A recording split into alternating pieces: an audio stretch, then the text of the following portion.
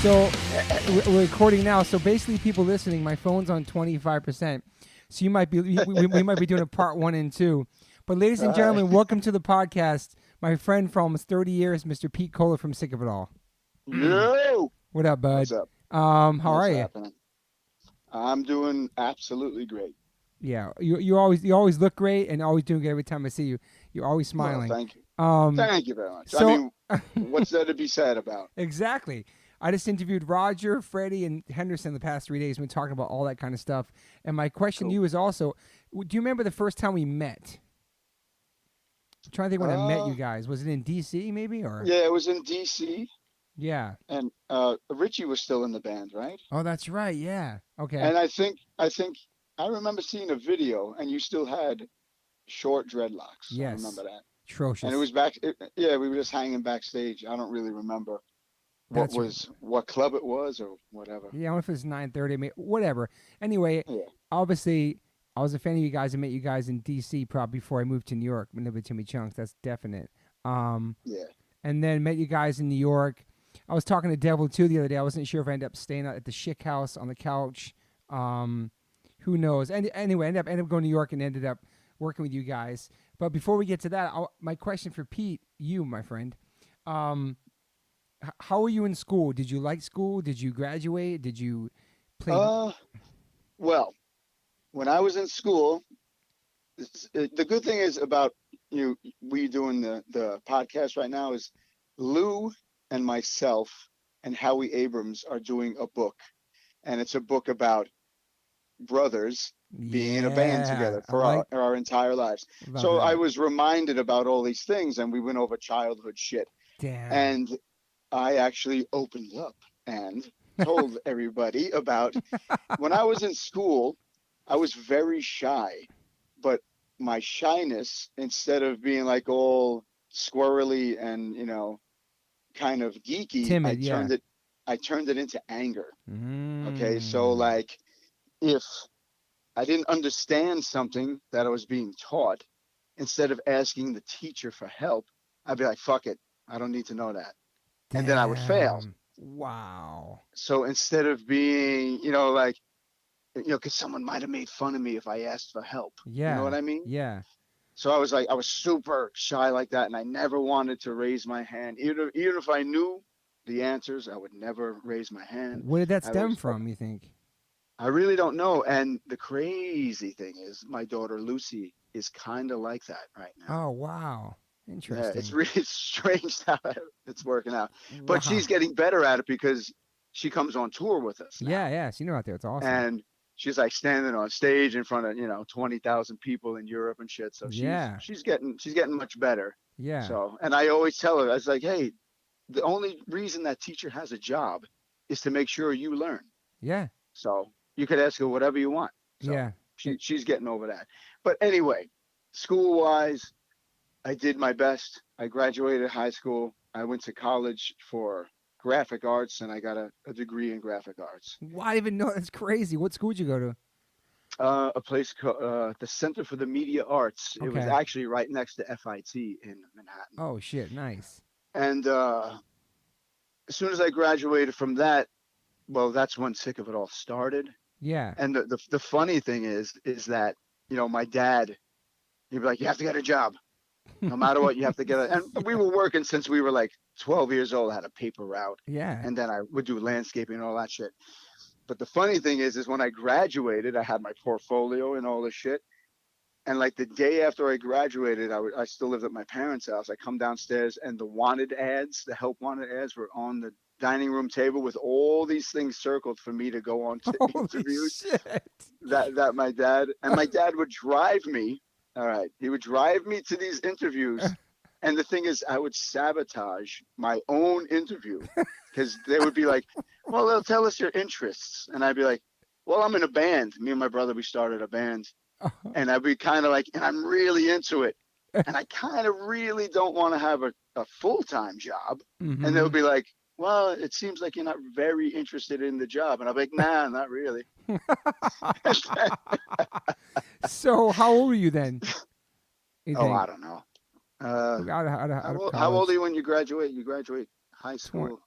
high school I don't know, 17, yeah, whatever. But 17 to yeah, 18, 19, 20. yeah. But I always had jobs. Well, I worked with you. We worked at Mailroom Concrete jobs. Marketing. We used to fucking Yeah. smash cassettes and shit there. It was Yeah, we'd amazing. smash them, put them in the envelope, and send them to somebody. Or we go sell them at some stores on the weekend.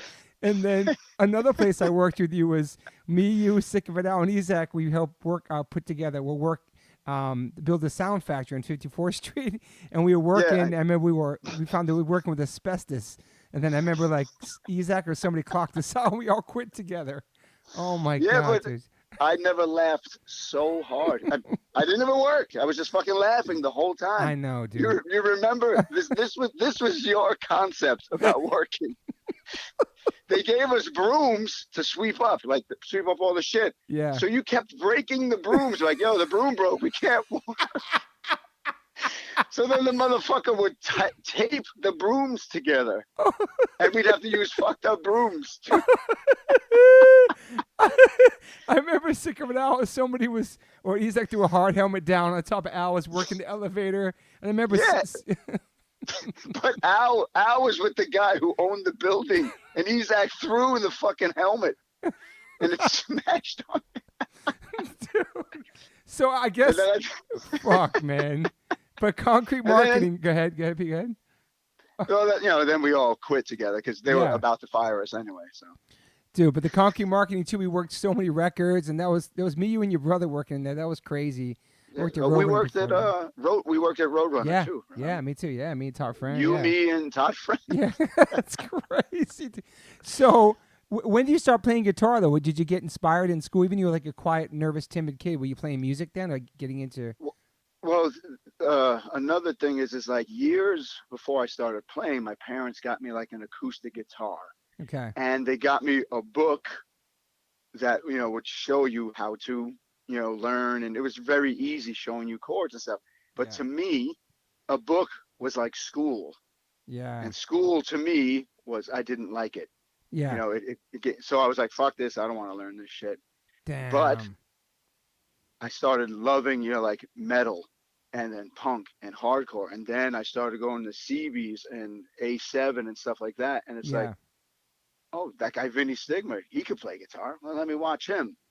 Wow. And then I was like, well, I could do this shit. Yeah. And then instead of trying to learn somebody else's songs you heard on the radio or on a record, I wrote Friends Like You, and then I wrote My Life, Damn. So that's how I actually started to really get into playing. I always loved music, like all kinds. Did your dad and mom? Yeah, did your brothers get you into hardcore and punk, or you found it yourself, kind of?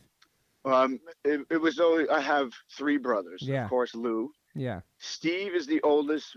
Matt is the second oldest. Then Lou, and then I'm the youngest. And Steve and Matt, that was their crew. Yeah. They hung out, and me and Lou hung out. Yeah. And Steve and Matt, this is talking 70s into the 80s. Okay. Yeah. And they were into Rush, and they were into stuff like that. I'm like, oh, this is cool stuff. And then my brother Matt said, oh, you got to check out this band. And it was Black Sabbath. And I was just like, this is fucking great. Yeah. I was like, yeah, this is heavy shit. And then from there, me and Lou just kept, well, let's find something better. And Lou always found the best, the most extreme, the fastest, the most punk, whatever. And we were just like, yeah. So, and he always had money somehow. I don't know how he had money. And he always like bought records and stuff. I was like, cool. I would just like listen to all the stuff he had. That's awesome. So then it was a no-brainer to start a band together, obviously, because you both love the same music. Yeah. And obviously we were always together. Yeah. So I mean, and we ran into Armand started coming to our high school, I think. Okay. In I don't even know what year it was. I graduated in 86 or 85. I'm not sure, but he was there before that. And it was crazy. It was like me and Lou were really into this stuff. Like, yeah, this is great music. And then we see Armand. He had hair down past his ass, and he was wearing a giant. He was wearing a giant black upside down cross.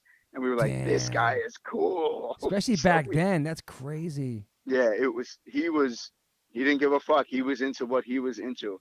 And the thing is, he wasn't into Satanism. Yeah. He was into pissing everybody And off. shocking. Yeah. And Yeah. that's what he did. I mean, just think of, say that's 1983 or something like that. Yeah. And you see that in a high school in It's Queens fucking crazy, where, dude. where everybody's Guidos. It's like And an we're just like, alien. yeah, It's an alien sighting. yeah. We're like, this Fuck. guy's cool. So we all started hanging out, you know. Wow. And then what about Richie Cipriano? Where did he come into the mix? Well, all liking the same music in Queens, there wasn't tons of people. Yeah. So then, you know, you would see somebody at a, you know, a show. Hey, oh, that guy goes to John Bowne High School, and we went to Francis Lewis. Oh, Mm-hmm. so we would always meet on the train on the way into the city. Yeah. You know, we take the 7 train to the F train, and then in, and those guys were at, what spot were they at? Corona Plaza? I don't know. Yeah. 74th Street, something. We would always meet them somewhere over there. Yeah. It's crazy And, because, well, was the alleyway at a school you guys actually went to, or just the alleyway that you guys hung out in? well, the alleyway was kind of the midway point for, like, we were in Flushing, Queens, me, Lou, Armand, Craig, Yeah. and some other people I can't really remember. Yeah. And Richie, Rob, and all those other guys were from Corona, so we'd meet towards the middle, That's awesome. and that was kind of like the middle spot. Yeah. You know, they would take the train in, and we'd either walk or take the bus over to the alleyway. And so how did Craig get in the picture back then? Obviously, he wasn't in the band yet. He was a friend. Yeah, he was just a friend, but Yeah. you know, in Queens, and you know, like when it was a small scene like that, Yeah. everybody Knew each other, and you would Yeah. always see everybody. Hey, that guy's from our neighborhood. He's going into the city to go to a show. So, Yeah. all right, cool. Yeah. So then we just all started talking or whatever. So, do you remember the first show you guys played with Sick of It All? And when you first played, obviously you loved it, but because you're still doing it, we'll get to that. But do you remember your first show where it was?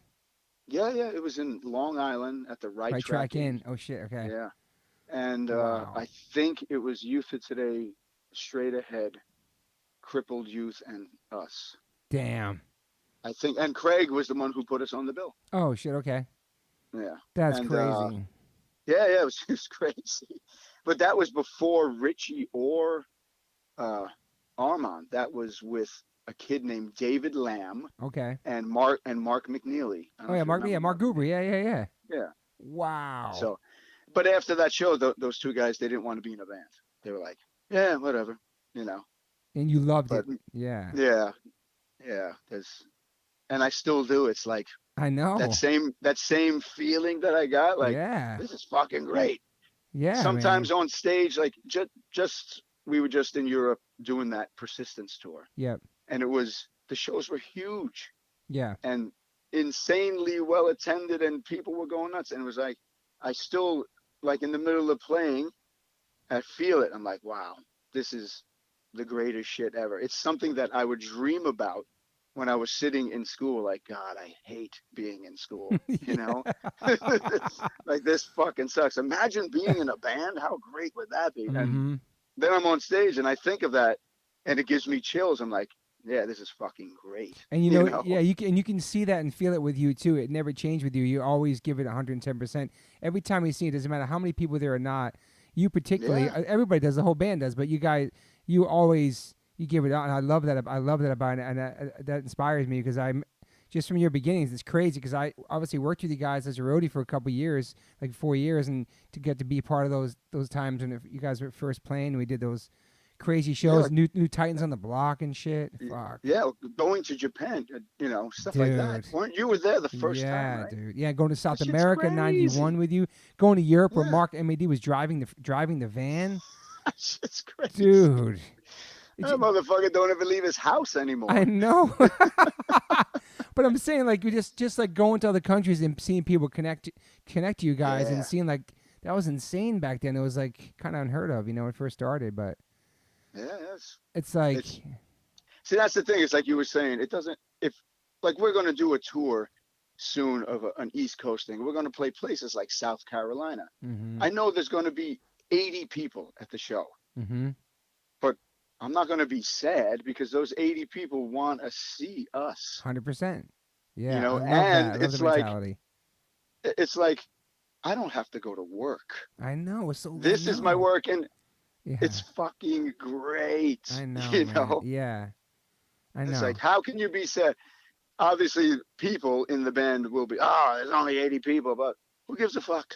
I know. You know, You do what you love. it You have may, no bosses. You've been doing this for 35 years almost. It's like yeah, it's it's crazy. amazing, man. And it's like we have no retire. There's no retirement plan. There's no 401k. There's none of that shit. Yeah, There's so much sacrifice involved.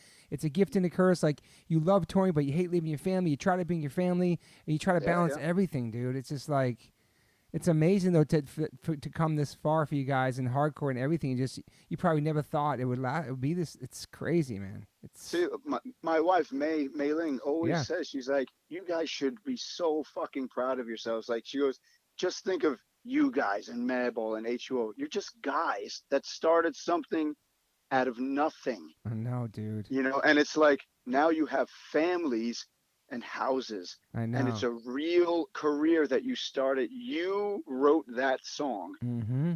that I'm not going to say that kid loves, that they're Yeah. all grown-ups now and they Yeah. have kids, Yeah. and it inspires them each day. Like if they're having a fucking shit day at work, they're going to go throw on, you know, World Full of Hate or some shit, Yeah. you know, Yeah. and they're going to be like, oh, I remember that, and it's going to help them go through the day. Yeah. I mean, to this day at shows, people are like, yo, I don't want to, like, you know, blow smoke up your ass or whatever, but you guys helped me through the worst times of my life. And it's like, and I'll be like, I know what you're saying because that's what music does for me. Exactly.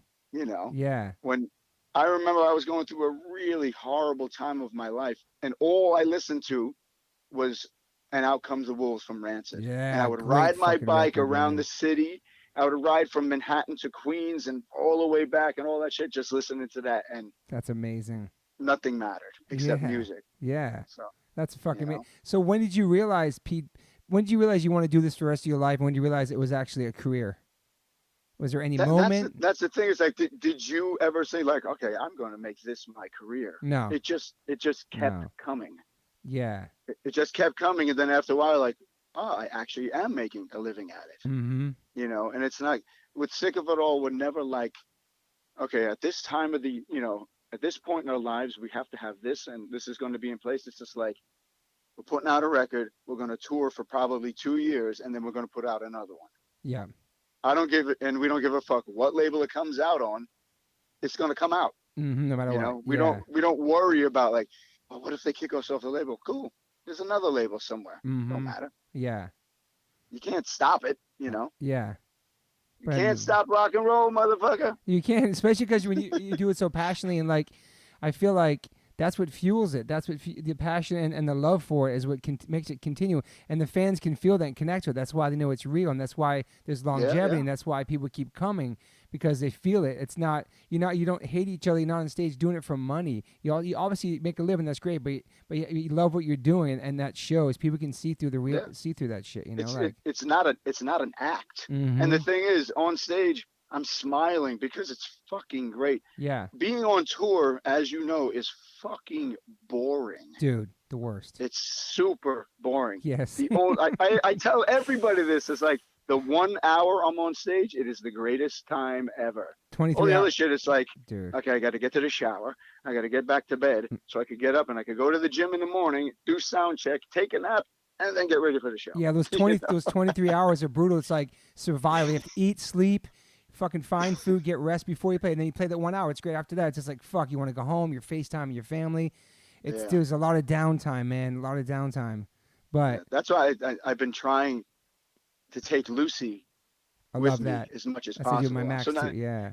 yeah, it was funny because on the Persistence tour, you know, it's freezing in Europe and raining and Mm-hmm. shitty all in the winter. She's like, Dad, this is boring. This tour is really boring. I was like, yeah. I was like, but the shows are great. She's, oh yeah, the shows are really good. And she loved all the bands like Yeah. Booze and Glory and Yeah.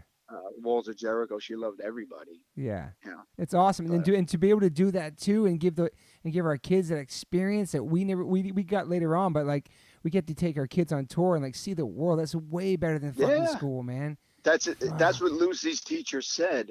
I was like, you know what? I'm gonna have to take her out of school for like 12 days, and she was like, to go to Europe, she's not gonna miss anything here. Yeah.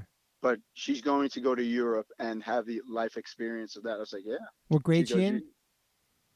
she's in first. Oh wow, yeah, it's perfect. Yeah. Anyway, so now now we're parents and we're still playing music. We're fucking bringing our families on tour. It's amazing, and I feel like a lot of the values that we got from punk rock and how we grew up, we instill in our kids, and that's an Of amazing course. feeling too. You know, like You know what, because um, just by seeing other people, I mean, look at me as a dad. It's yeah, like, if you're in Florida and you look like me, it means you just got out of jail, you know? totally. Too. So Lucy always, because at her school, everyone looks at me like, oh, what the fuck? But then they find out I'm in a band, and then everyone's jocking you like Then they crazy. Google you Everyone and wants to, shit. Check out your yeah, YouTube. oh, we saw you on Yep. YouTube. It's like, yeah, Yep. go buy a record, you know? Exactly. But, but growing up, the way we have, and it's like Lucy was learning about Dr. Martin Luther King, and she actually came home. This kid is just turning 7. She was like, he was a very brave man to put up Awesome, with all the, I dude. was like, hells yeah, lady. I was like, you got it. That's And the cool thing awesome. is she never says, like, oh, the black kid, oh, the Chinese kid. She would say, yeah, the kid in the red shirt. You know what I Fucking mean? awesome, man. I I was love like, that innocence, that's the man. way to do it. I love the innocence of that, man. I love it so much, man.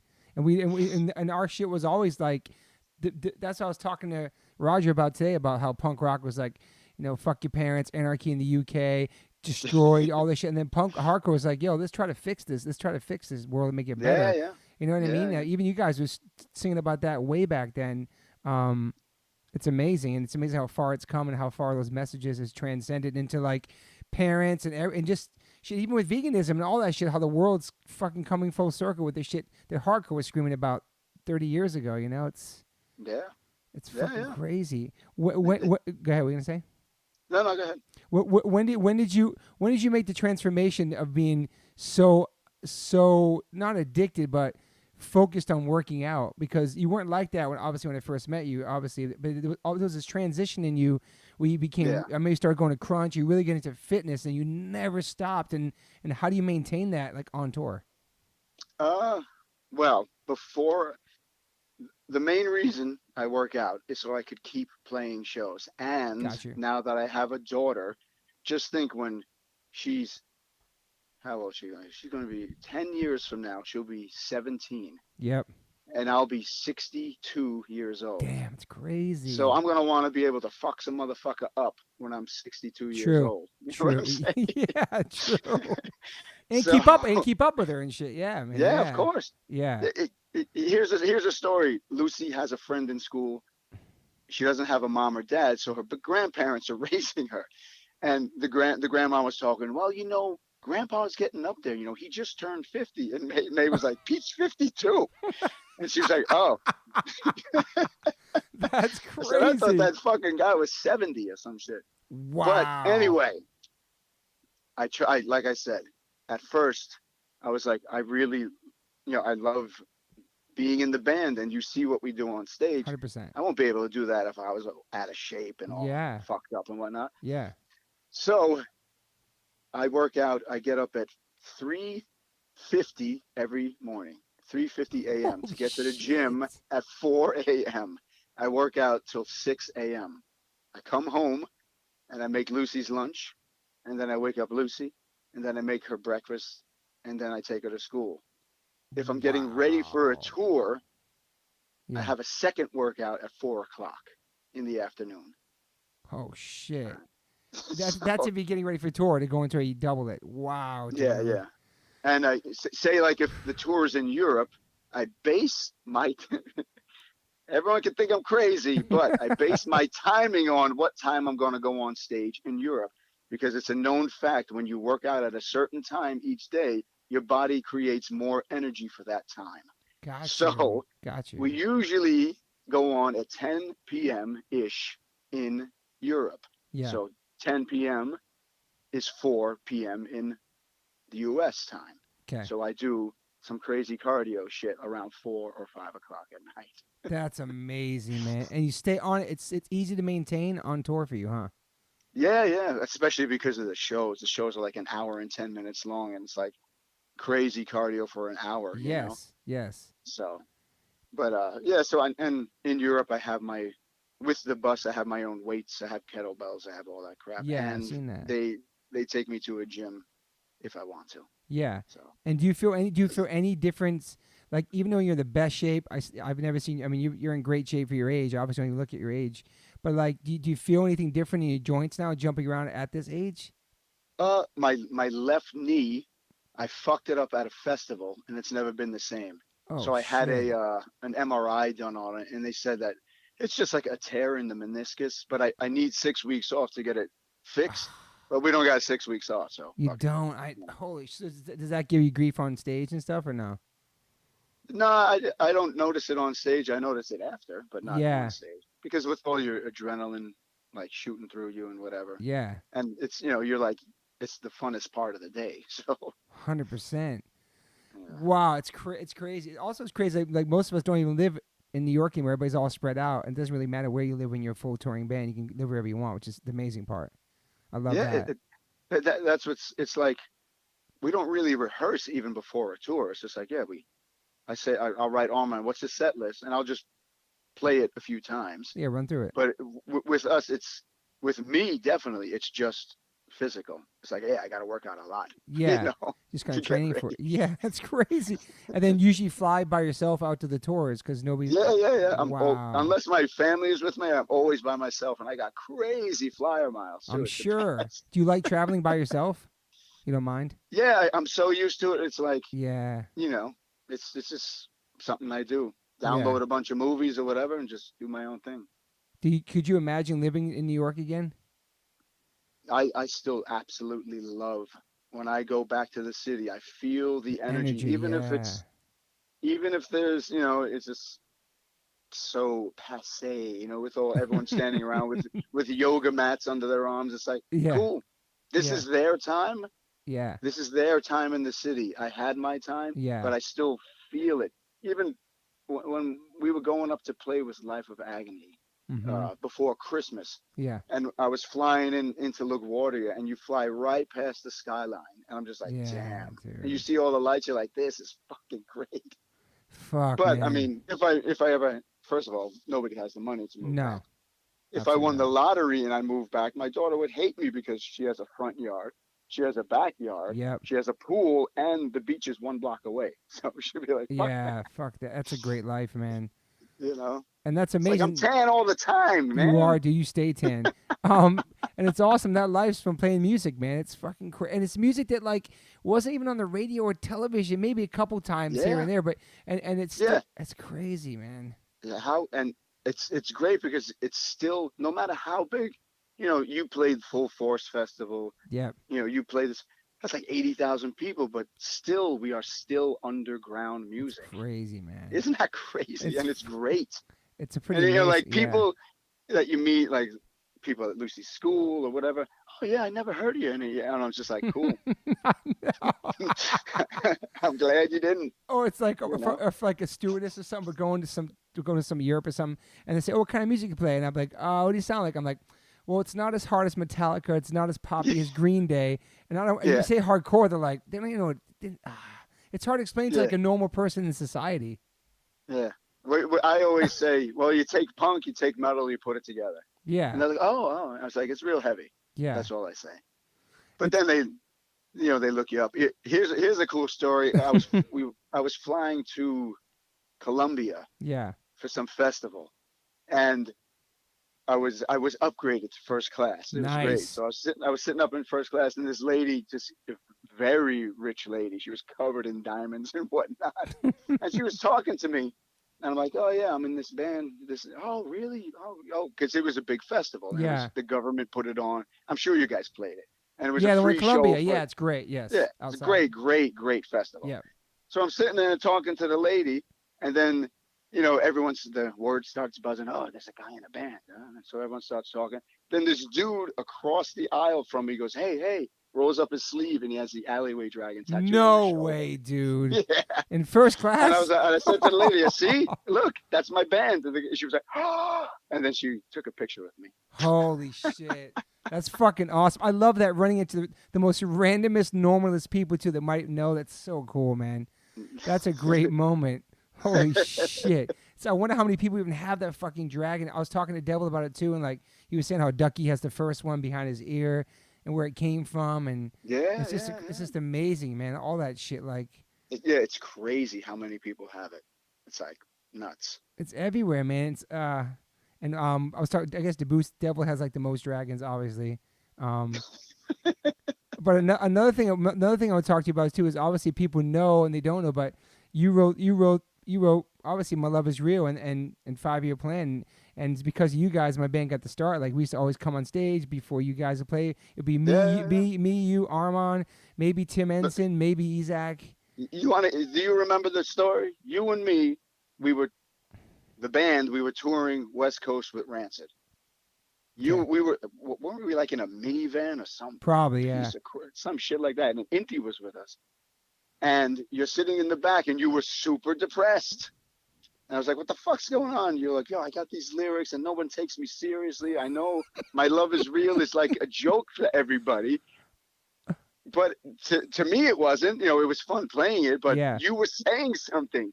Damn. And remember, I was like, write more lyrics. When we get back to New York, we'll write some songs. I'll write you a few I do remember songs this now, dude. Holy shit. And then we put we said, okay, let's set up a rehearsal.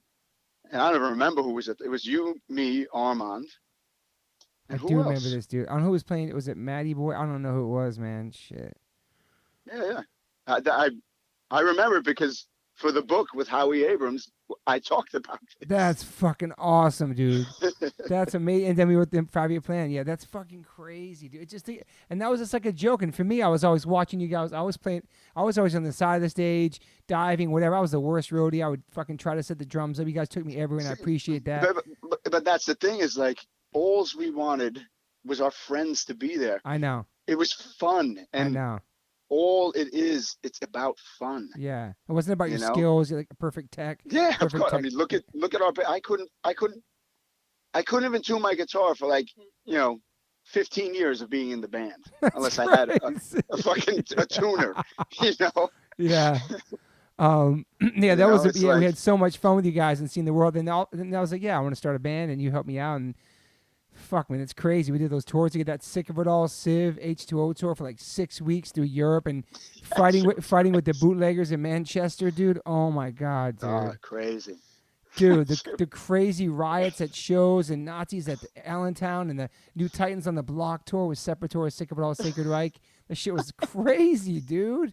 Yeah. Fuck, man. I don't want to keep bringing it up, but because when we do the interviews for the book, we're on the phone. It's me, Lou, and Howie. Yeah. And Howie's recording it. Oh, and he'll give us he'll say, well, what happened? Give us some ideas of things that went on the New Titans, and that Allentown thing came up, and that shit was crazy. Dude, I got videos of that still, maybe. Holy shit, man. But the thing is, even it was so crazy, all I can remember is just laughing hysterically. Yeah. Even if we were like dead in it, fighting with people. Do you remember there was the Biohazard tour? It was at a club in Arizona called the Mason Jar. Yes. So Nazi and shit? There was one little black kid in the crowd.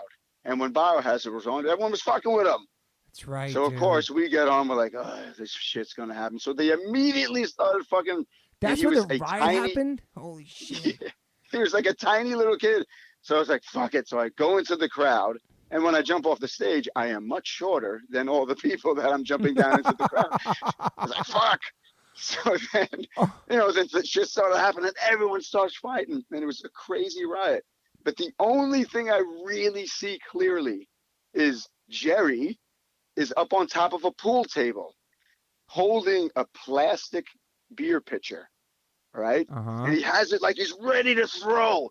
And this fucking guy goes, motherfucker, you better not fucking throw that. And it seems like in a movie, like when the music cuts out and everything gets silent, and Jerry just looks at us and whips it at this guy's face. And it just goes like this. It goes, boonk. And didn't do anything to the dude, and it just bounced off his face. And then who knows what happened? Fucking chairs were flying everywhere. I remember Craig Shadow boxing landed in the street. Oh shit! The Did police helicopter. yeah, that's right. We came out with ambulances. Like maybe the news was there. Some guy came out looked like he was a mummy, wrapped his head up. Yeah, I he got fucked up. I remember Craig looked like he was shadowboxing at one point. Well, obviously. Dude, there was some that one, and then that Biohazard Sick of It All sheer terror show is insane. I mean, you can't even tell the stories because it's dude. This is so many. Isaac was on tour with us and Minus. We told him in the book, so okay. Don't worry. No holes barred. Dude, they go throwing like water at Lou from the stage, and all of a sudden, out of nowhere, Isaac comes up behind the guy, just disappears, and it's like, oh my god, dude, sketchy ass places, and like, yeah. How didn't everyone go to jail? There was no phones back then. Nobody was filming anything. And the funny thing is, don't you remember just laughing? Yeah. It was like this shit would happen, and we would get in the van and just laugh and drive away. And it's like, it was like how the fuck do you do that? It was like there's a riots going on and you're leaving. Those in the Kansas City, the Outhouse, those are sick shows out in that field, you guys. Oh that shit. Place was great. Dude, so many just like new territory you guys hit back then before anybody else was hitting it up too. And I want to thank you that for too. Go ahead. But just think, when you're playing the Outhouse in Kansas, in the middle of a field, but 700 hardcore fans would show up. Yeah, dude. Yeah. Out of like nowhere, dude. Yeah, how crazy is that? Fuck, man. You know, it was like all the pretty way. Good scene. Yeah, man, everywhere, and you didn't know it. You didn't know it till you get it because nobody was texting you. Yo, there's mad kids here at the show. Nobody had phones. It was just like you got offered a show, you go play it. You know what I mean? Yeah. Like it's just there was a flyer on a pole. People showed up. I know. Now you have every social media outlet ever, and nobody shows up. That's pretty interesting, actually, man. That's a good point, actually. How weird is that? You right? can promote that shit all day, every day about you coming to a town, and it's like maybe because like, yeah, it's a Monday. I got work the next day. Yeah. it's so different now, and having like FaceTime and all this shit on tour is incredible, especially if you're a parent. You get to. Yeah. It's so much easier touring, man. Now, man. Back then, it was just scamming phone calls in the offices at all the venues, and then MAD saying, "Yo, you ran up a phone bill in Italy." You remember doing that, making the calls? You remember that time we were at some youth hostel or some youth center with Snapcase? Okay. And those guys used the phone for like 5 hours after the show. Shit. And they were just sitting there calling all their friends and be like, what the fuck? Holy shit. That shit would catch up with you too, man. We used to smash it on tour. Dude, there was so much crazy shit, man. Dude. See, the thing now is they're like, don't break anything. We got to pay for it. Exactly. You know? Exactly. Like, it's so true. It's so true. And it wasn't like rock star shit throwing TVs out the window. It was just stupid random breaking shit. Yeah, it's like throwing oranges at each other or something like that. Food fights and smashing bottles and fucking... Dude. Yeah, fun stuff. But now we're like, yeah, we actually paid for that, so let's not smash it. Yeah. It's crazy being older now too, and still touring, and just how things changed, and all the younger kids coming, and then the older kids coming with their children who they're turning their band onto. Like, it's on this last tour, Lucy made a friend from I think it was Belgium or whatever, and the girl spoke like 5 languages. So yeah, and we were like, damn, and the kid. Her mom got her in, and her favorite band is H2O. First of all, oh shit. Her second favorite band is Sick of It All, and she came to the show, and I was like, Lucy's just started waving to her, and she was out in the crowd. So I said, fuck it, bring her backstage. So then I said, well, come to the tomorrow show too, and I'll get you backstage and whatever.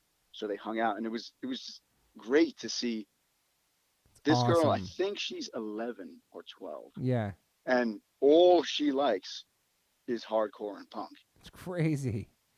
Awesome. Yeah, it's super cool.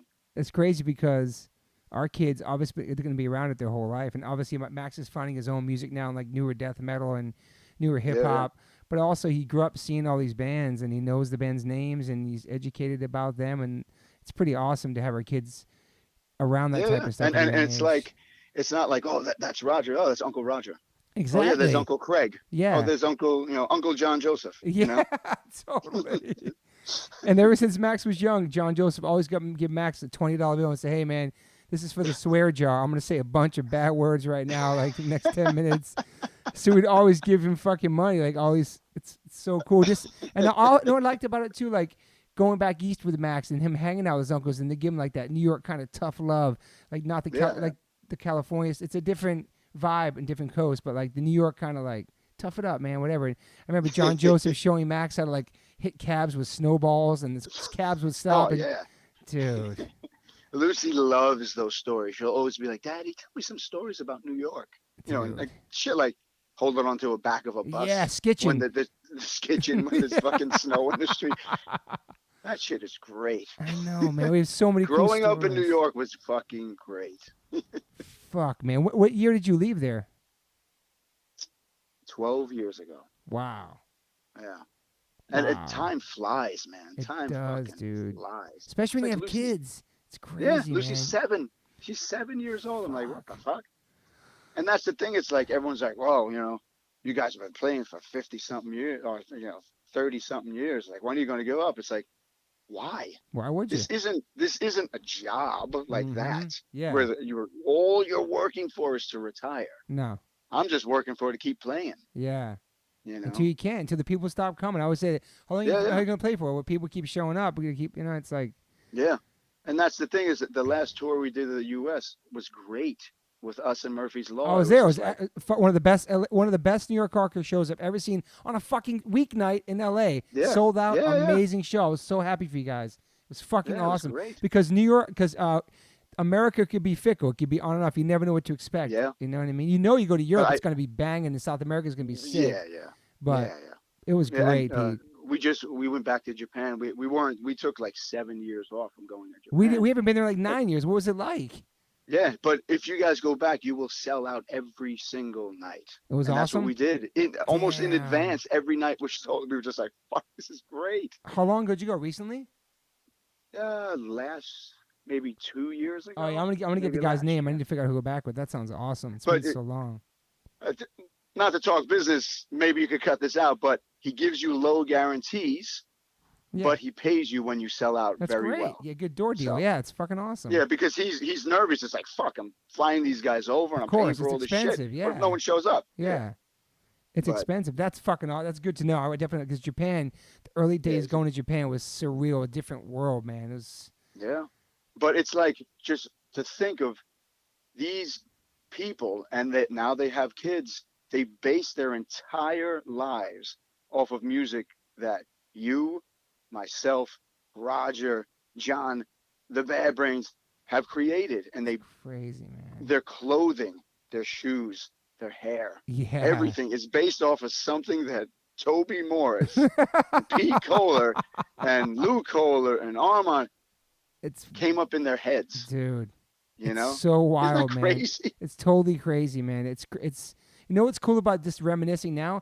We're not reminiscing about something we used to do. It's something we still do. That's what's fucking Yeah, yeah. awesome about it, dude. It's not like Yeah. the olden days. Nah, you're creating new days now. You're still touring and getting new fans and seeing new things. And now you bring now your kids are seeing it through. They're seeing it. You see it through their eyes because you've been to all the churches in every fucking country. But it's Yeah, cool. yeah. It's cool to bring them out to it and show them to it. Like. It's so Yeah, cool doing that, definitely. man, and being able to do that because some people can't do that in a regular job. Just take their kids with them to work and shit. You can't do course. that. Like, Or even to, like people, they get in the States, they get 2 weeks off a year and I'm going to stay home and fix up the house. I'm going to take some Yeah. time out and do this. All I tell people is you have to travel. And I'm not saying go to the Bahamas. I'm saying go to some place that you've never thought of going to, you Yeah. know, go to Ireland, yeah, go to, Germany. yeah, And, all the people around here, they're like, really? I don't know. Those places, they're so different. It's like, but it's great to be different. It's great to see something different. yeah. People are scared know? to like leave their own town. Sometimes it's kind of sad that some people never even step on an airplane their entire life or leave their fucking Yeah, city.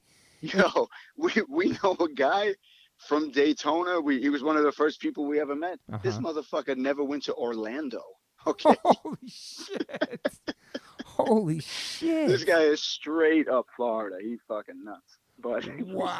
I mean, to each his own. Whatever. But like, there's so much shit. I mean, out he loves there. it. I know.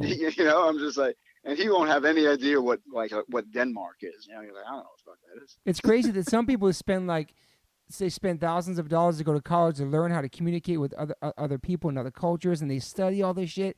and then they might not ever go anywhere. And we just went out there and just played, and you just meet people that speak different languages, and they connect you by your music and your message and your lyrics, and that's how you meet people, and that's what's so special about these fucking communities that they're part of everywhere. It's fucking. Look,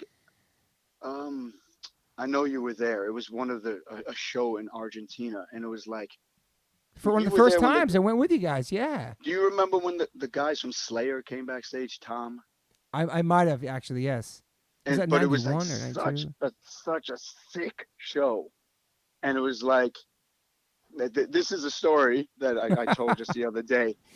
We played a show in Connecticut, and it was kind of when the scene was kind of real shitty and dismal, and people would be like, "Only play the first record," stuff like that.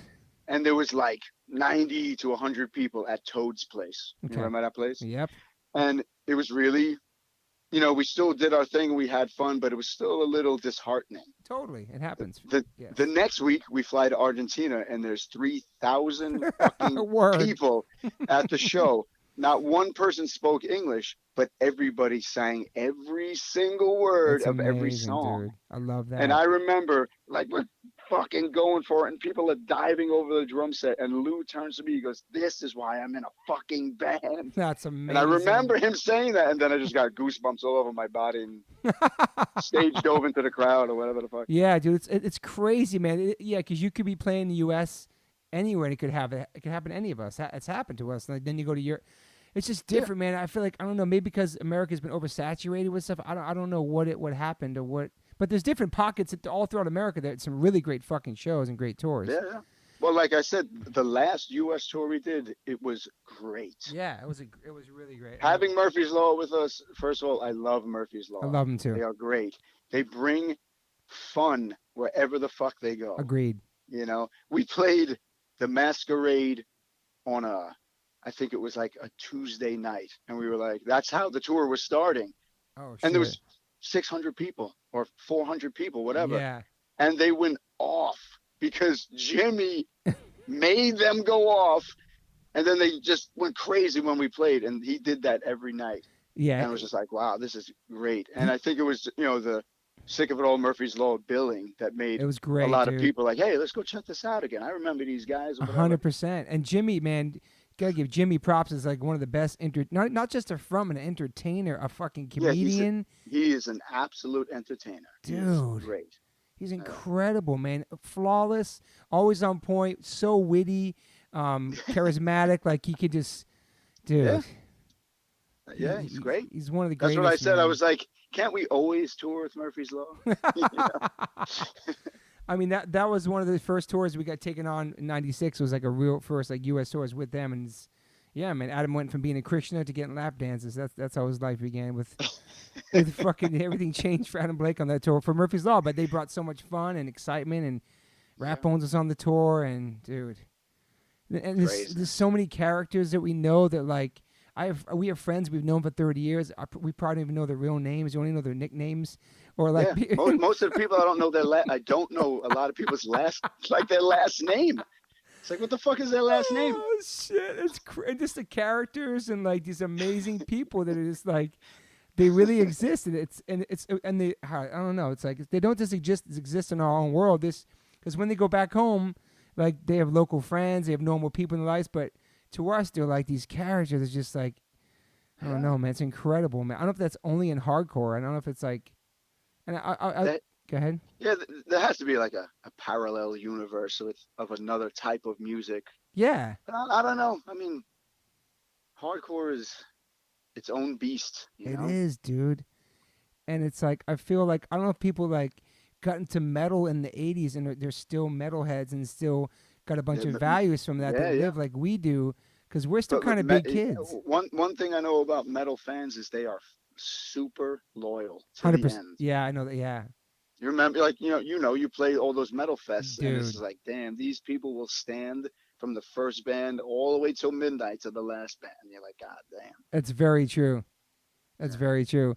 But there's something also special about hardcore that obviously keeps us young. Like you said, you work out all the time at your age. Think about the motherfuckers who are your age that you graduated from the high school. I love to see what they're doing and what they look like. Not judging, but are they in the same shape as you? And are they still and you're just playing music. I don't know if it's hardcore just keeps you so young, man. It's it is. It's music, and it's the freedom in our lives. yeah, we got freedom. It's like what do you have to do tomorrow?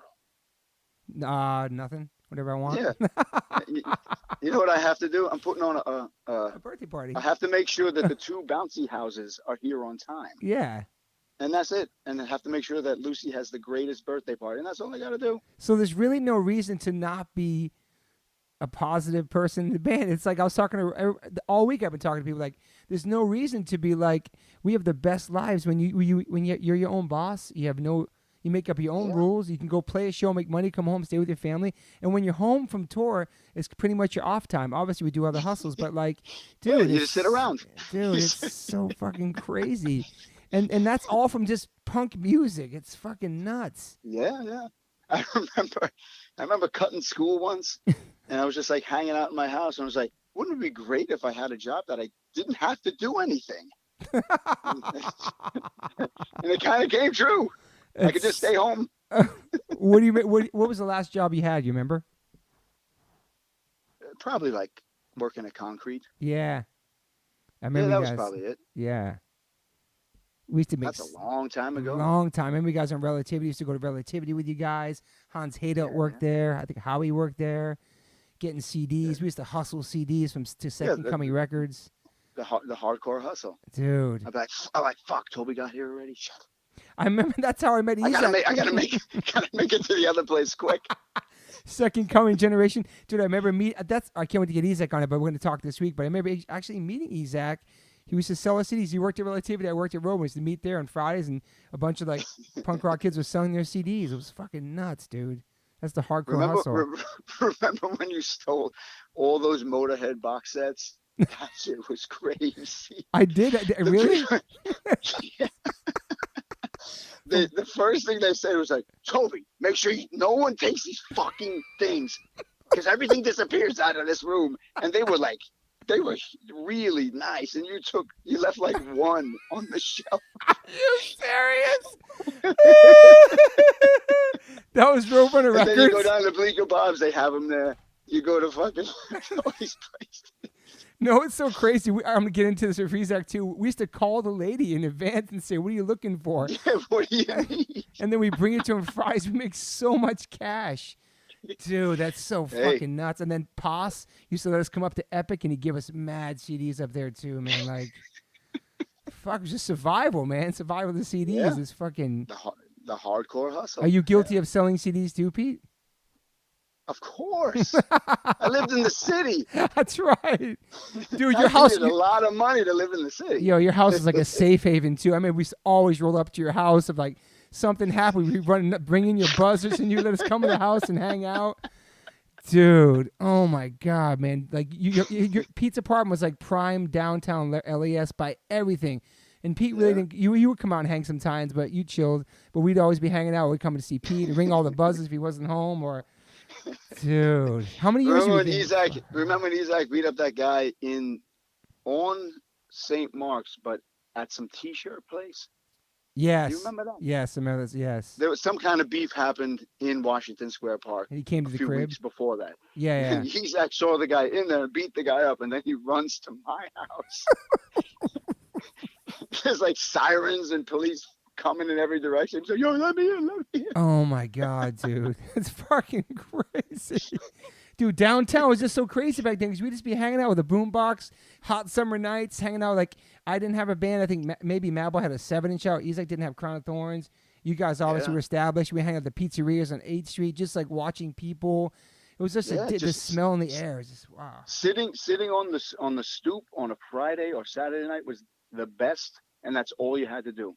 It's crazy. You just had to sit there because you would walk by, Tim Shaw would walk by, John Joseph would come over. Siv would walk by. Yo, once we were hanging out on the corner. I think you were with me. So let's say it was you and me. We're standing on St. Mark's and First Avenue. And we're sitting there hanging out talking. Then Siv comes walking up. Hey, what's up? They're talking to Siv. Then John Joseph comes walking up. Then Richie Birkenhead comes up, and we're all sitting there talking on the corner. It's in the middle of the day. And then this hardcore kid from Germany comes walking up. And he was like, what the fuck? he was, he was like, you guys really do just hang out in the city. This is like real New York hardcore. Oh, Like, yeah, shit, he sure. probably made his whole fucking life. That's crazy, man. Oh, and Freddie And we worked were all at, just like, whatever, bullshitting, and then Freddie doing worked at nothing. San Loco. I mean, people used to always hang at San Loco and shit. That was the spot. Dude, Wawa Hut, fucking Yeah. dude. Oh my God. Dude, so much. That's 100 years ago. How many years you lived in the city? Because I remember me and Moon, we moved around the Awesome. corner from you, dude. It was Yeah. crazy. And you guys lived with me for a while when That's you didn't have that right. place. That's right. Me and Moon lived there. Everybody lived in that apartment. Oh, dude, and this before. Dude, I'm talking to you till it gets to 1%. I'm 114. I don't give a fuck. You dude, you thanks to you, you were dating Moon's friend, and you brought me to Chicago with you because you were hanging out with her, and I got to go hang out with Moon, and so that I really appreciate it. And that Moon's on my podcast too, but I met Moon in 1992 at a Sick of It All show in D.C. That's where I first met her. She came to a couple of shows out there, but you got my ticket to Chicago, and I appreciate that, and I got to hang out with Moon, so thank you for that. Yeah, you still owe me $300 for the ticket. So.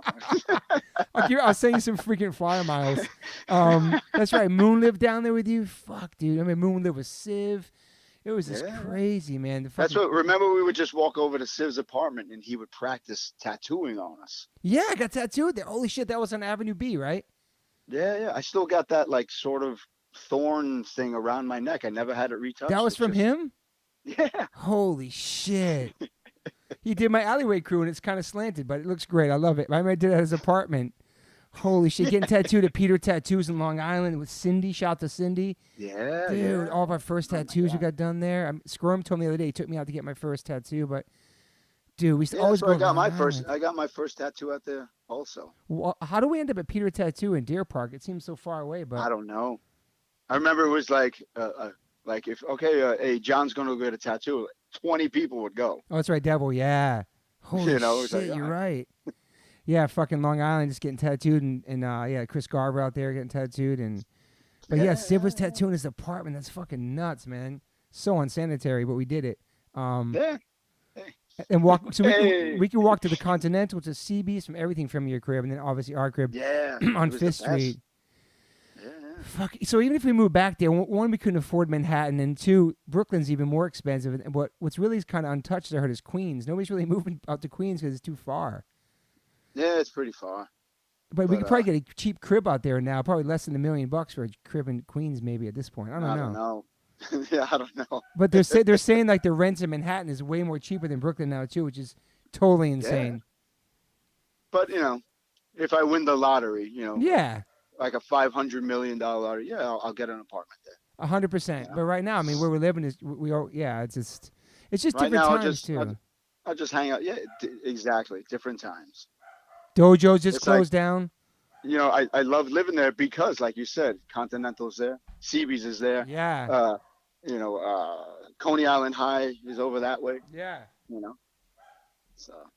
Fuck. Well, we talked about a lot. I'm psyched about your book. Actually, I just realized now since you mentioned that to me that Howie hit me. Pete, stay right there. 1 second. Yeah. Howie hit me up about getting an interview for that too. 1 second, Pete. I'm sorry. Hang out. Yep. Shut up.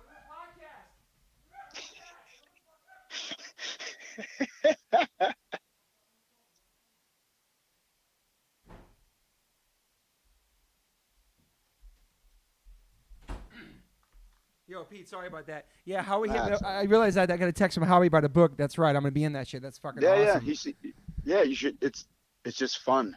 So it's just about brothers being in band. Did you guys like? Well, it's just yeah. See, like everyone's books are like, I grew up in the street. I came from a broken home, and all those books are great. Our book is about we came from a working class, loving family. You did.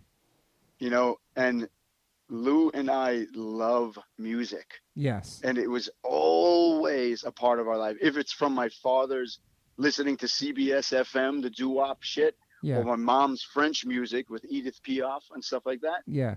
We still love it, and it was still music. And then the radio was always on.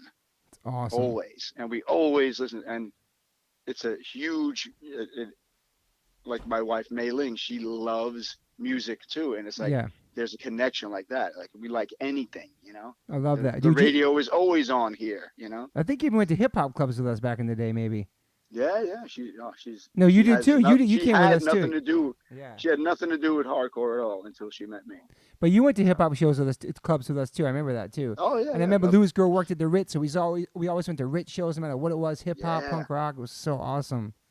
yeah. It was great. I mean, That was great. Getting into shows for free. That was yeah, great.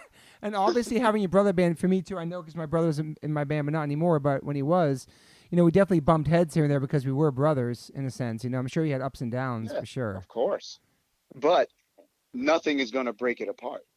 I love that, man. Like the Yeah, band, it's like, this guy's going to argue about this, and this. And then it's like, okay, let's move ahead and we'll just fix it. And because you can't stop, yeah, you know, it's always like, like we said before, people, well, when are you guys going to retire? It's like, I still have a family to take care of. exactly. And it's like, okay, let me retire from the band and let me go get an entry level job at the age of 52. Word. Okay. Yeah, It's like, so yeah, my boss is going to be 18 years old.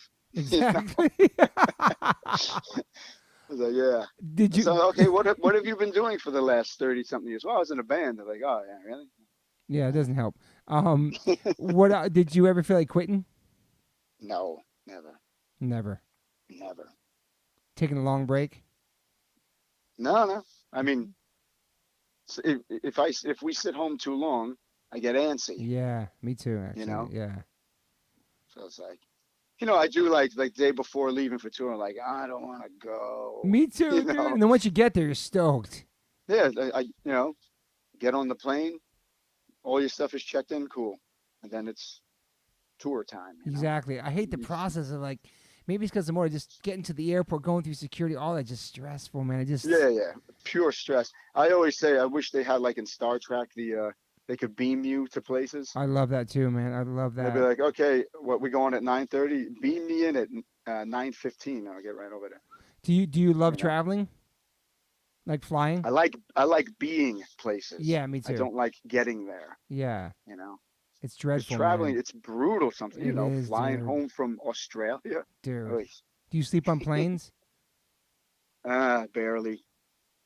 Like I pass out. I don't like. Oh, I'm gonna take a nap now. Yeah, it's It's hard, like man. Armand. He'll like, yeah, I'm gonna sleep. Boom, he'll sleep for the entire flight. Like, how the fuck does he Damn. do that? So jealous of that. I could never do that, man. I just it's Yeah, it's I hard, have to get man. up. I have to walk around. Yeah. I have to go do stuff. And then eating in the plane, just all that travel stuff. It gives me. But once I'm there, yeah. Once you're there, you pick out your bunk, you're on the bus, whatever, you're ready to go. It's Yeah, just like, that's the best. It's like, here's my new little house. You get into your bunk. dude, Everything's I cool. love that, dude. I love sleeping on buses. If you haven't ever slept on a bus, people listening, it's incredible, man. Just shakes you to Yeah, sleep, man. It's so that's the best. waking up in different cities and different countries every day, like it's fucking. It's definitely a great life, and I appreciate everything about it. And when I say I appreciate it, I really appreciate the people that support the bands. Yeah, You know, yeah. it's like I might have been complaining before. Yeah, 80 people showed up in South Carolina, but thank God those 80 people came to the show. I love that, man. I love that, and And you it's can like, see that. I can see that in you. You, like I said, I'm not blowing smoke, but you always give it 110%. I've never seen you have a bad show. I've never seen your band sound untight. I never seen you guys not kill it, and I never seen the energy levels below 100. And I know that's because you guys still love and you're passionate about what you do. I can yeah, see it shines through. Obviously, people in all bands get angry or negative or complain about shit. But in the grand scheme of things, it's like they know what they got and they love it and they appreciate it. You can people can see that, they can read that. It's like, I always see, like, say, like, if you see a bigger band and like there's inter-band beef and then they break up, it's like, yeah, don't you know how great you have it? yeah, It's like, yeah. I have a friend who's a doctor and he makes crazy money and this and that. He would give up his job in a second to go in a van and tour the United It's States, but crazy. being in a fucking band, It's you know? crazy. People say that all the time. Like, oh man, I love. Like, if I meet a friend, like, oh, I love what you do. I respect you. You're a fireman. You're this and that. That's cool. I respect. Thanks for your service. Nah, man, thanks for your service. You're making that music and spreading the message. I love to do what you're doing. It's like, it's interesting. People like Yeah. looking on both It's sides of it. it feels weird. Like a kid from the and he was a kid from the Marines came up to me and was thanking me for being in the band. for Wow. inspiring him. I'm just like, dude, it's like you're risking your life. It's But cool to run into you, it's cool to run into military people who like listen to your music and get them psyched over there, and just people in yeah, different walks of life and different careers that listen to your. It's fucking cool. Run marathons listening to your band. Just it's just because you don't think about that. You're living in your own kind of world. Like now you're home. Your husband and your dad. You with your daughter. And you're just living your life. And you go out, you play on stage. You connect with the audience. But those people go home to their families too, and they put on your records or listen to in the car. You don't even think about that. Like how far it transcends. It transcends. yeah, It's yeah, fucking wild, yeah. man. It's like That's these. that's what I was saying before when May was like, you guys should be really proud of yourselves. It's like music that Hoya wrote inspires Yeah, people to get up every day and I like, know, I hate dude. my fucking job, but I got, my daughter needs new shoes. So Yeah. I'm going to that shitty job and fuck it, I'm gonna do it. That's how You I said know? earlier. I respect the working man and people that work, people that hate hate their jobs Yeah, and they work just to put food on the table. And we're lucky to love our jobs and barely put food on the table, but we still love it. I'd rather be doing what we're doing with no retirement plan to be happy because it's yeah, happy to me is not just it's not money. It's like you said, it's like inspiring people and just loving living and being here. And it's like yeah, we get to do that and at our own rules. Like you guys say, my life, my rules. It's truth. It's yeah. I fuck. hear you. Well, Pete, thank you so much for your time. I'm so psyched about the book. It's way overdue. You guys have a book about you and your brother. I think it's fucking awesome, man. Howie Abrams is a great person to do it. So that's super Yeah, cool. it's actually really fun. Sometimes I just find myself just listening to Lou tell stories. Is it I'm feel, like, oh shit, I'm supposed to talk too. does it feel therapeutic hearing these stories? Are they reminiscing and It helps stuff? me remember Yeah, things yeah, because I'll remember something, but Lou, he saw it from a different angle. I'm like, yeah. oh yeah, okay, cool. Sometimes you have So selective memory and block out things too. Like I'm realizing that too with talking to people, like with my brother and my mom.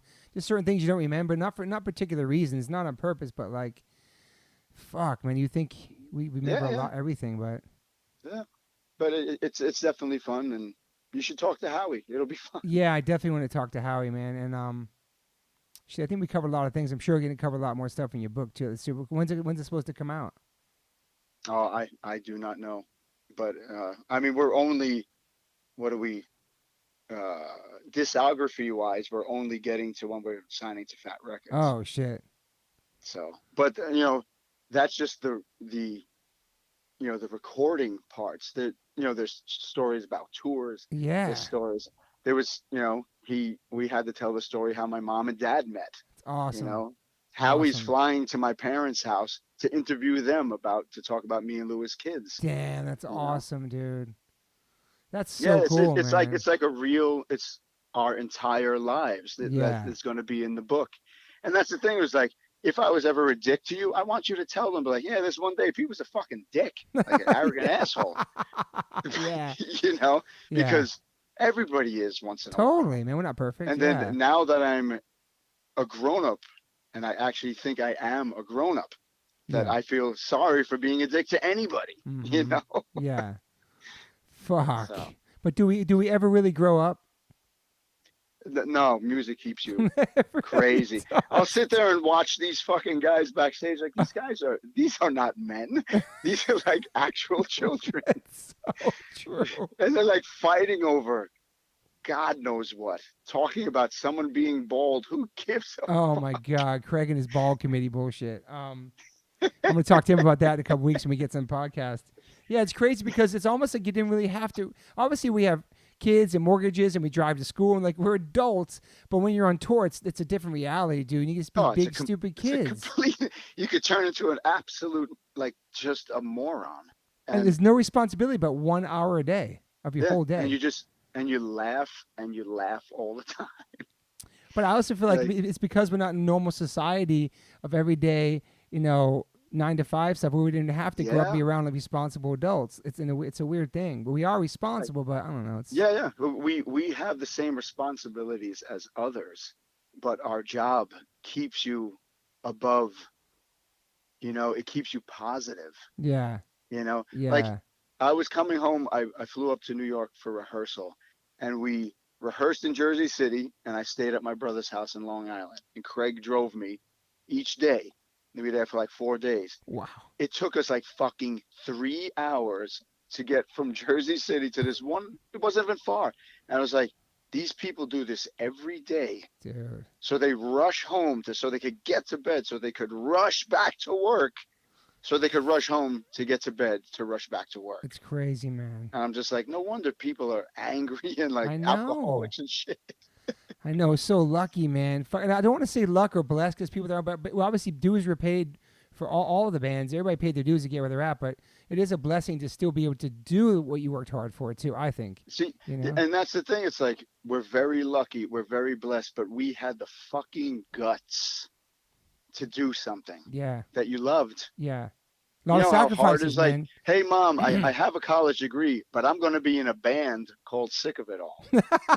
Word. Yeah, we put out a demo. Yeah. I did spend $10 million on college, but I'm going to put out a demo. That's crazy. And I'm going to bank everything on that. Yeah. It is crazy. Like, we took the chance to do it. With like, fucking have no idea what the ending's going to be, but just doing it and living. I love that, man. I think that's the punkest thing you could ever do, is be against the grain like that and just do what you want to do. I think it's. Yeah. Hells yeah. And I think we're living proof that it actually works when you put your mind to something and believe in something, you're passionate about something. Yeah. That's what I just tell Lucy. I always tell her, I said, please do not be the worker, be the boss. Yeah, whatever you love to do, be the best at it and have people come to you. Okay. Don't ever be a follower. I love that, man. You know, and that's I think it sums up this whole interview, man. Thank you, Pete. It was awesome to catch up with you. I can't wait to read the book, dude. I'm gonna hear some crazy shit in there too. It's fucking. Yeah, it's pretty fun. I'm getting on the phone with Howie soon. That's exciting. Hoping to see you in a couple weeks out here too for Muse Inc. That's gonna be awesome. Oh yeah. That's gonna be a fun show. You be out for a couple of days or just the one show? No, I In and fly out. in as late as possible. I Yeah. play the show and fly out as early as possible. I like that. I got to make my daughter's lunch, True. by Monday, so I got to get back. You know what else is crazy too is that transition from being on tour and then coming straight home back to reality. Like, say you get home on a Sunday night, next day you're waking up the next morning, you're making the breakfast, driving to school, back to reality. And you're waiting on the school line to pick up the kids, and everyone's, well, how was your weekend? Well, I played in front of 90,000 people 2 days ago. It's crazy. It's so crazy that transition of it. Yeah, it's fuck, man. It's nuts. But it's like, to me, it's just like, cool. All right, that's cool.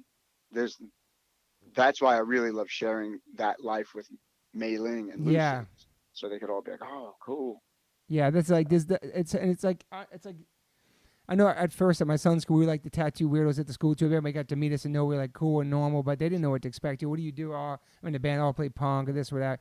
They still don't get it. I don't even care if they get it, but Yeah. it's just in that normal society that we live in, it was still outcast, even as grown adults, as parents, and was still great parents and raising amazing children, but in the eyes of the society and probably the school board and the people, like, these guys are fucking freaks. Even though the shit that we're singing about and living about is trying to help to make a better fucking planet. You know what I mean? It's like, it's never understood. But hopefully they see it through Max and they see it through Lucy. Like, because Lucy is a very well-liked kid at school because she's kind of carefree. Yeah. She's kind of like, she doesn't, she dresses the way she wants to. You know?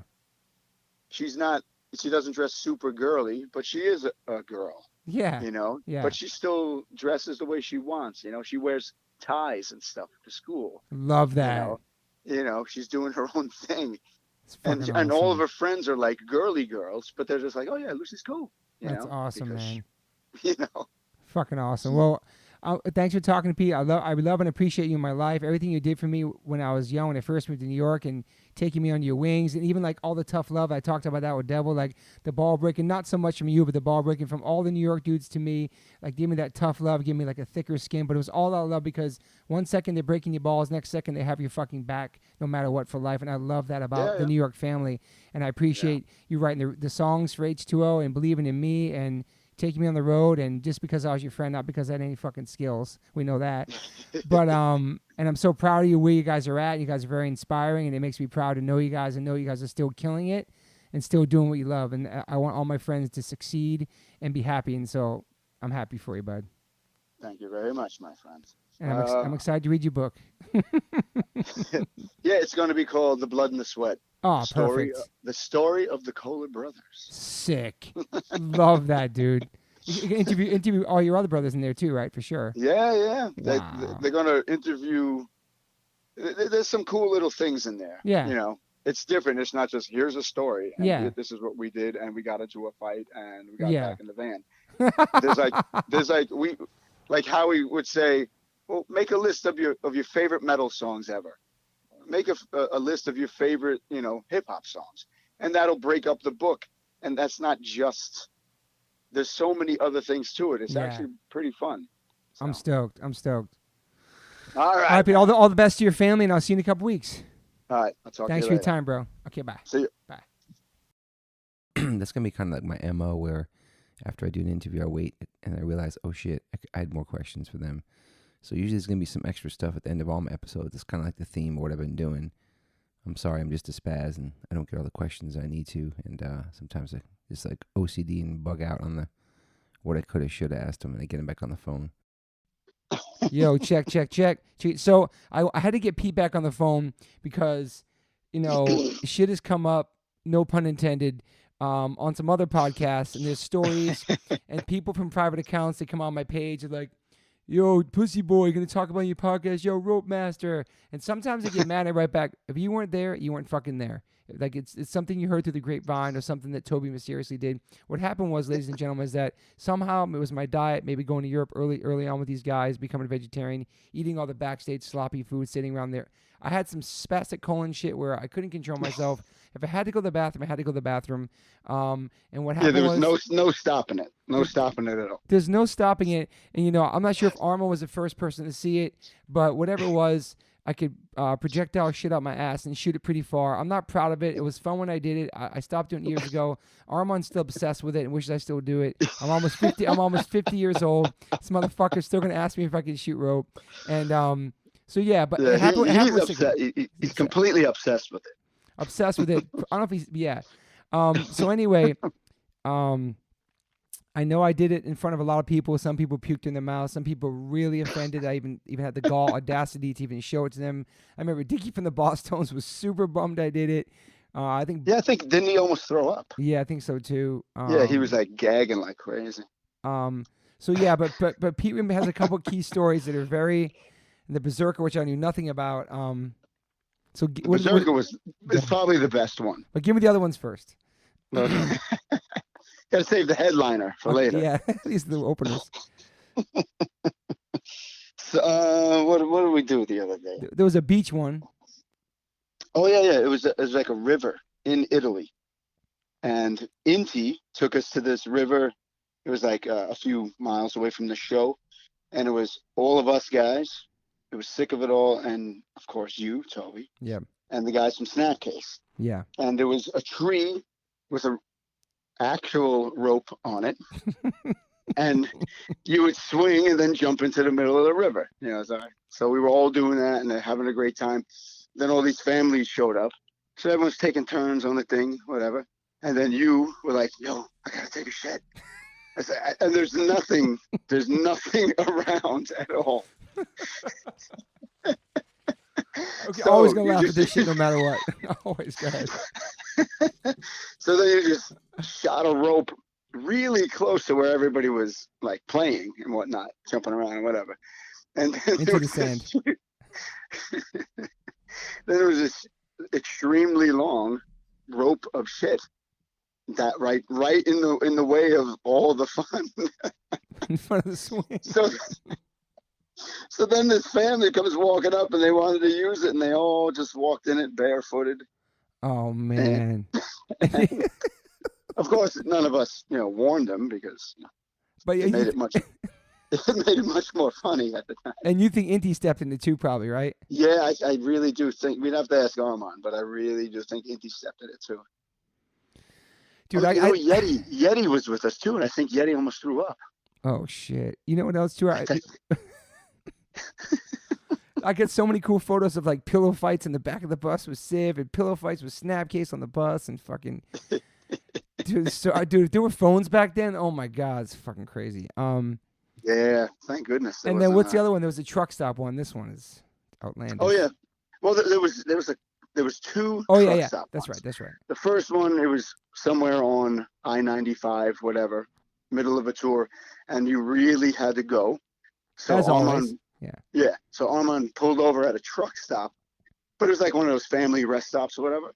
And there was thousands of cars. Like we couldn't even find a place to park. So we just pulled up so you could run out and go to the bathroom. But we pull up and you're like, oh, I can't make it. I can't make it. So you just opened the doors of the van and just stuck your ass out and just shot shit all over the sidewalk.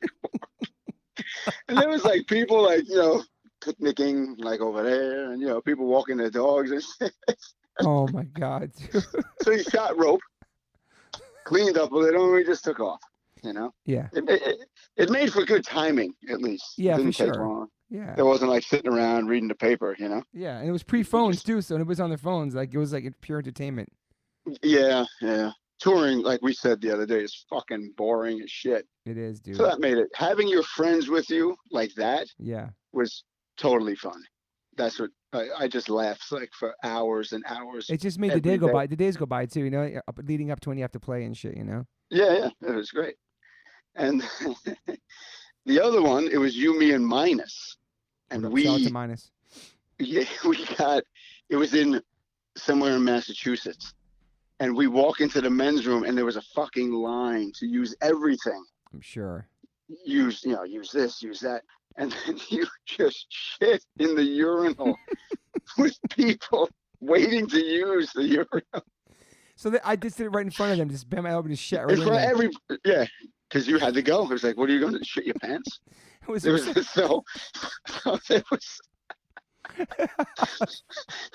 there was some sort of a receptacle to use. So it was what's crazy? Like, did I even think was there a Modium AD back then? Like, I was trying to fix my shit. I thought it was normal. Like, oh, it's my diet. There was some fucked up things happening to me, man. It's like, fuck. If I had a Modium AD, I'd be so good. Damn. Because I know I had those butt tampons I told you like the other day. You should have patented those, the butt tampons. If for men, like I roll up all this toilet paper at people and I have it water in my pocket or just shoved it between my ass, like just in case I don't want to shit myself at all times on the subway, on airplanes. Oh, dude, that's like my biggest fear is airplanes shitting yourself. When they say say we're taking off now, put your seatbelts on, you can't get up. That from that time at least, I'm like, even to this day, I do get little. Fuck, man, it's so fucked.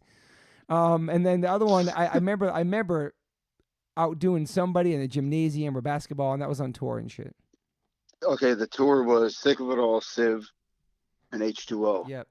And I know Charlie and Sammy all day kept on, fucking with you to the point. Yeah. Yeah, to the point of it wasn't funny. Yeah, thank you for that. And it was like, pussy boy this and blah, blah, blah. And they were very, fashionable. They all had nice Fred Perrys, the nice shoes, but that was their thing. So everyone's playing basketball. The backstage was a gymnasium. So we're all playing basketball. That happens in Europe a lot. It's cool. Yeah. And that made it even more fun. We would, do shit like that. So Charlie kept on fucking with you, and I don't know what happened. And then he's like, oh, yo, pussy boy, don't get mad, or some shit like that.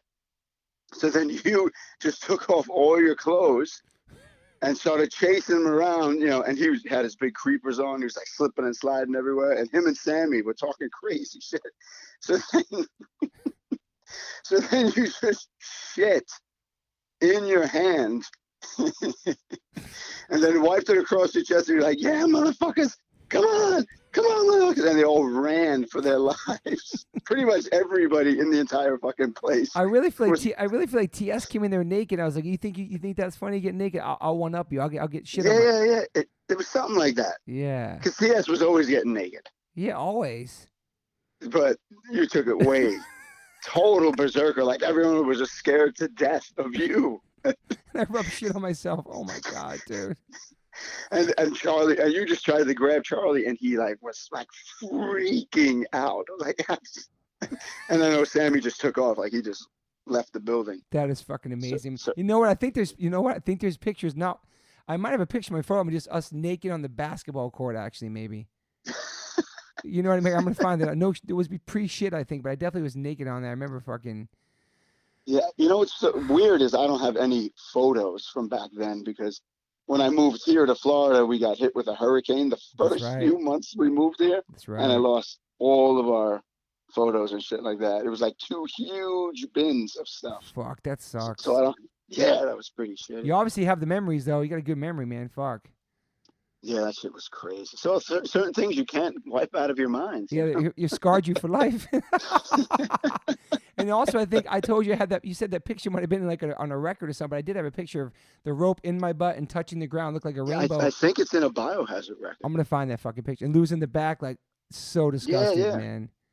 Oh, you know who threw up? It was Paul from Sheer Terror. Oh shit! Maybe that's on that tour. That's right on that tour.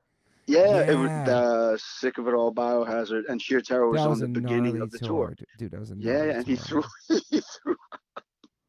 Dude, that was crazy. I remember I could clear like maybe 2 or 3 pizza boxes too. Like, I'd lay them out flat and then shit in the boxes and shit. And Owen was like, "Come on, you got to see this." And Paul was like, "What the fuck?" And then he did it. It was crazy. So this is something like it's what's so good about this. Really not. Maybe there's one photo. It's something that you had to be there for. Like, you can't. There's no videos, no phones. Yeah, it's just legendary now. It's a legendary. Legend. What's that called? Like, yeah, there's like the myth, not the myth. It's a true story. Like the urban legend. Yeah. Sadly, when we all pass away, it's just going to be like a myth. One of them, Damn. People will be like, "Well, did that really happen?" Well, now they know from this podcast that we actually have some actual legit stories that you witnessed and people witnessed. I want to say too, Siv saw me do it like in one of those kind of prison shower setups in Europe too. Where it's like I did it in one of those. Took all the showers on, did in there, and just washed right down. But he saw that shit, he freaked out. It's crazy, like we all showered together too, because on the tour sometimes people listening is that backstage is like these in these gymnasiums. So you go like into a locker room and all of us be naked just showering and shit. Fuck, man. This is when phones were invented. Yeah. And we were playing in Portugal with Madball, and we all showered. Like, I showered first because the second I get off stage, I shower. Boom, I'm done. I love that. You always did that.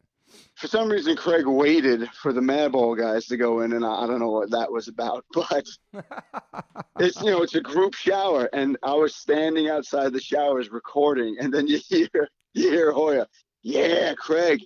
Come on, Craig. Come on in, motherfucker. Come on." Everyone was screaming and like chanting for Craig to come into the shower. It was funny as hell. So scared, I bet too. Yeah, he was probably. That's so funny, man. And I was sitting outside just recording. I was like, these guys are crazy. Dude, I'll tell you this right now. I'm not trying to blow up your spot, Todd friend, but let's keep it 100, Todd friend. You wear your underwear in the shower still when we go in Europe because you're too embarrassed to show us your body, and Todd friend's in his flip-flops and his underwear in the shower. What, is he nuts? You're all in there with him, dude. I'm like... It would have been 25 years. I've seen your shit, TF. I've seen your shit, man. Oh my God, dude. That's crazy, right? Crazy. Was he 55 and he cares what anyone thinks? I know, it's crazy. Fucking grew up together, everybody naked together, man. Fuck, man. That's that touring glamorous life, dude. The prison showers and the fucking... Yeah, so glamorous. I love that when I forgot where we were. It was some show, and then some guy in a very big band showed up, and he wanted to talk to Lou, and Lou was changing behind the bass amp. He was like completely naked. He was like, "Oh yeah, this is great, super glamorous." Yeah, this is great. And the guy was like, "Oh yeah." It's fucking crazy. It's just crazy. Like, it's gotta. I don't know, man. Just with the expectations and things that people think about what touring's really like and the reality of it. And like you said, you're gonna fly out here next week, in and out, boom, in and out, because you got a family to go home to, man. It's like, yeah. Well, I love hanging out with my family. It's yeah, man. We were just, skating up and down the street a little bit ago. Oh, so you riding skateboards? Yeah, and Lucy likes riding those scooter things. Yeah, that's cool. Yeah, that's like her thing. So are you skate? That's the one thing I ever asked you on the other time we talked. Did you ever skate? Oh, from the 70s till now. I'm not great, but I skate. Did you do ollies and shit, or? I just, they do Tic Tacs and, I love that 360s. That's total old school shit, carving and shit. And Yeah. Oh, carving's super fun. damn, I But, never even asked you that. So you didn't skate ramps when you were a kid or nothing. There was really no ramps in Queens back then. To us back in Queens, it was more of just to get somewhere. Yeah, yeah, It's like, but we would Transportation. ride all the time. yeah. So, and That's- that's what, just here, like when Lucy's riding her scooter thing, I'll ride a skateboard or whatever, chase her That's around. cool, man. It's fucking awesome. Yeah, I talked to Jimmy, and Jimmy said he's bought a full Power Pro to setup with independent trucks. I was like, oh shit, damn. He's bought a whole new board, man. It's like, fuck, man. Skating was such a big part of everything for me. Like just with getting the soundtracks and those VHS, the Bones Brigade videos and the skate videos, and it was just a punk rock soundtrack. It was so good, man. 80s, fuck. Yeah. It went so Super hand in cool. hand. You know what I mean? Yeah. There's a skate park over here called Jericho, something like that, or Walls of Jericho, whatever. And I think that's the name of it. But, wow, that's cool. And it's weird because all the kids there, they're not even into music. They're just Yeah. they saw the Tony Hawk video game and now they're into that. Yeah. It's really strange how things changed. Like music gets you into, It skating did or for whatever. us, And now yeah. it's like a video game, and video games get kids into everything Yeah, it's true. now. Yeah, and the soundtrack know? to skateboarding is like all hip hop now, mostly. You know what I mean? On the videos that Max watches, it's like it's hip hop. Yeah. And I remember back in the day, it was like the video game company would, okay, here's an advance of blah, blah, blah, much money to be on our soundtrack. Now it's like, you got to beg them to be on the soundtrack because their pre-orders of a game are like 10 million. It's crazy, You know what I'm saying? too. And it's like, you're lucky you could sell 1,000 records in the United States. Yeah. You know what I mean? No, it's true. I really think Crazy. that Tony Hawk Street Skate has shot Tony Hawk into stardom, made him a millionaire. I think that changed everything for him. I don't know any facts on it. I just feel like he was still a massive skater and well respected and the best in the world. But that fucking Street Skate made him a real household name, man, for sure. Of course. It made him, Yeah. Fuck. that's crazy. It's crazy. But that's great. Yeah. Yeah. He still didn't, Mm-hmm. he still didn't have to get a job. You know what he did? Yeah. He skated. It's so cool. I just saw So him doing like a car karaoke with Shaun White. They're doing Ramones in the car. And Tony Hawk's always been so connected to punk rock and hardcore and all that shit. It's pretty awesome. Yeah, that's cool. Pretty awesome. All right, Pete. Thank you, man. I'm so excited for your episode to come out. We talked so much good shit earlier. I mean, last week too, and then all this. Yeah, just tell me when and I'll have Lou push it. For sure. Awesome, brother. Take Thank it you, easy. Pete. Thank you, bro. See ya. Hey guys, thanks for listening. Please rate, review, subscribe. If you haven't subscribed yet to this podcast, please do that. And whatever platform you are listening to this on, I'm glad you found me. You can rate me and review me on there also. So thank you guys sincerely for the support. I cannot wait for you guys to the next one.